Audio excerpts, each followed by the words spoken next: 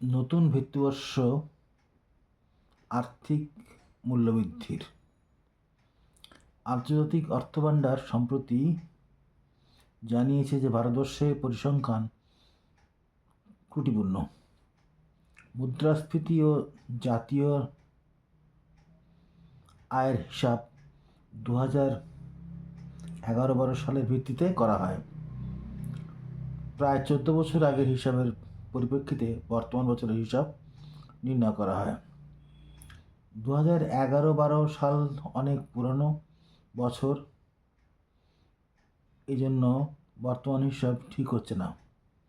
এছাড়াও দ্রব্যমূল্যের ক্ষেত্রে খাদ্যদ্রব্যের ব্যবহারের অনেক পরিবর্তন হয়েছে, যেমন এখন পরিষেবা ক্ষেত্রে অনেক বেশি প্রাধান্য পাচ্ছে।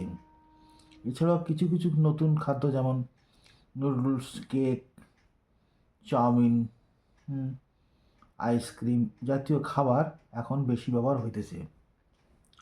মুরগির মাংস, ডিমের ব্যবহার বাড়িয়ে গিয়েছে।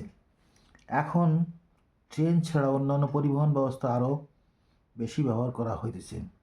এইভাবে যে সমস্ত ক্ষেত্রে দ্রব্যের ব্যবহার বাড়িতেছে, সেইভাবে গুরুত্ব দিয়ে বিষয়টি সংযোজিত করতে হইবে। ইহা না করিলে তথ্য বাস্তবসম্মত হইবে না। ইহা হইতে প্রাপ্ত তথ্য প্রকৃত চিত্র তুলে ধরতে পারবে না। এখন কম্পিউটার ভিত্তিক অর্থাৎ ইন্টারনেট ভিত্তিক কাজ অনেক বাড়িয়ে গিয়েছে, তার প্রকৃত চিত্র তথ্যের মধ্যে থাকা জরুরি। এখন ভিত্তিবর্ষ পরিবর্তন করে আনা হইতেছে 2011-12 হইতে 2022-23। জিডিপি ও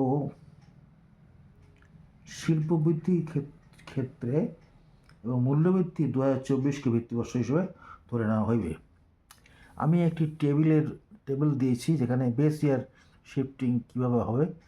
2023-কে যদি 100 ধরা হয় বেস ইয়ার, তাহলে ইন্ডেক্স নাম্বার যদি 2022-এ 105 হয়, তাহলে 2023-এ কী হবে 105/132 ইন্টু 180। এরকম 2023-এ 132ই থাকবে, তাহলে ওখানে 100ই হচ্ছে বেস ওর ইন্ডেক্স নাম্বার।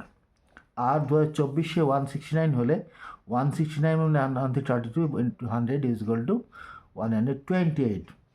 24-এ 176 হলে 176/132 ইন্টু 100 ইজ ইকুয়াল টু 133। এইটা হবে এর ইন্ডেক্স।